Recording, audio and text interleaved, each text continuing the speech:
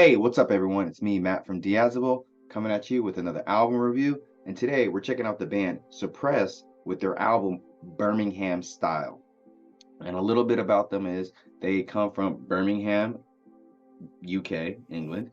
They're a band that plays like hardcore style music, moshing, stage diving, two-stepping style music. If you know who I am, you know what that means. And if you don't know, it's not heavy metal, it's not rock, it's hardcore is more groovy and sometimes a little bit more melodic than well, no, I guess it's just more groovier than metal. Metal's more melodic, but yeah, that's the best way I can describe it a little bit. And I did a review of this EP a while ago, and I want to fully flesh out the album a bit for you. So let's get into it. Starting this album off, we have Birmingham Style. It has like a slow, like tuned down intro at the beginning. The drums are very deep and like shallow a bit. The guitars are a little bit stiff here, I think, as well, but they do create like a haunting atmosphere as the song progresses. And as the song goes along, it launches into like a beat down style, like hardcore vibes. And then the vocalist, he starts singing and everything, and that's where I think this song falls flat a little bit because he sounds a little bit winded before the song is already over. He just sounds kind of tired.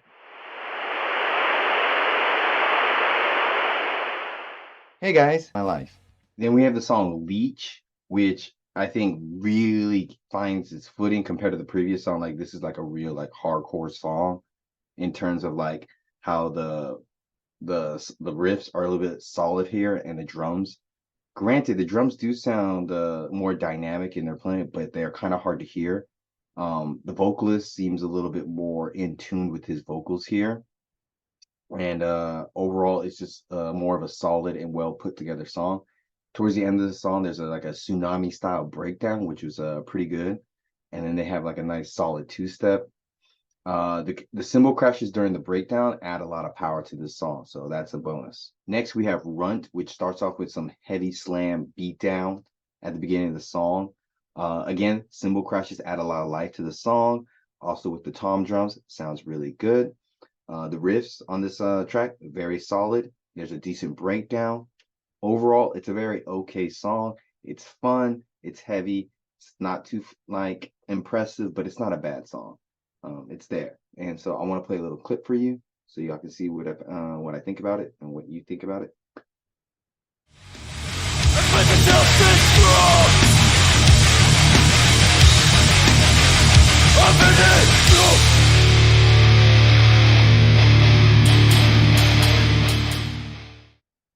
Yeah, so that was Runt. Then we have Biting a Bullet. The guitars sound a little bit more metallic-y, as you could say, metallic sounding guitars, a little bit more metally sounding. They're tuned up really high here on this track. The kick drum is really good here. It's you can really hear it compared to the previous tracks. Gives me like some good like New York East Coast style hardcore vibes, if you know what I mean. Uh, it's got solid vibes throughout this whole song, I think. Uh, but the bass at times was kind of hard to hear, and you could hear it. It was very back and forth. Then in the middle of the song, it just drops into like a random breakdown, which it was pretty good until some vocals. I don't know if it's from the main vocalist or a guest vocalist. All I could think of is it reminded me of like some kind of like scarecrow or something. Like the vocals were very like abrasive and like ooh. And I think for this track and this band, it doesn't work that well. It might work better for another band. But yeah, then we have Beautiful Day. It's an R&B interlude track, which threw me off a bit. But then when I thought about it, I think these guys are really into hip hop, so it didn't throw me off too much.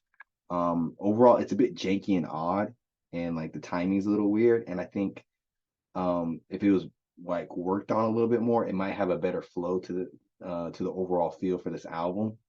But yeah, it was kind of a dud for me a bit. Possibly the best track on this album, Insane. It's a fast and chuggy like song. The guitars are working really hard and the drums are keeping up very well.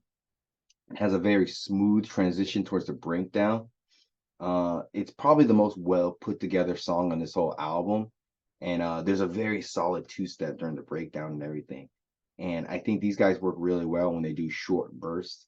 Like the shorter songs tend to be a little bit better, I think. But that's just my opinion. I want to play a small clip for you, see what you think about it.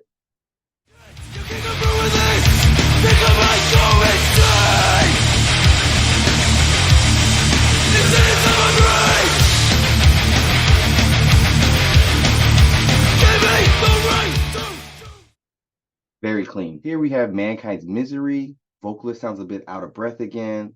Guitars have a nice like echoey sound to it, so it's pretty cool. There's some interesting drum fills here. Lots of use of the band's name on this. It's not a hardcore band if they don't use their name, am I right? But I would say it's kind of overused here a bit. The breakdown, I think there's like two breakdowns of the song. The first one's a little bit chuggy and like solid breakdown. And then like there's another breakdown towards the end that's kind of like it's not as great, and it kind of drags on a bit, kind of drags the song down. Then we have Lords of the BHX. Has a Robert De Niro like interlude sample clipped into this. Again, it's another interlude. I will say it's a bit tighter and less janky than the previous one. And overall, I think that these interludes are just a bunch of fluff added to give the album some more runtime, because I think they could have been cut entirely or really reworked to be shorter and like not mess up the flow of the album, I think. After the interlude, we have No Easy Way Out. Again, it's a hard-hitting song from the start, but it is a bit repetitive, but it sounds hard as fuck. So that kind of like pays off a bit. The kick drum and like double bass on the song sounds really good. I think the drums are really helping carry the song along. Guitars are very tight here. Vocals much stronger here. Overall, it's a very solid song with a very solid end. And then we have Suppress from Suppress. Guitars are tight and relentless here. Bass is a little bit drowned out, but there's a lot of energy here on this track. You can feel it. They're really putting their feelings here on this track, I think. It's a simple song style, simple structure, but there's a lot of heart in this song, I think. The breakdown though is a little awkward, but overall the whole song itself is much better than the breakdown, so I think it's a pretty decent song. So I'll play a small clip for you.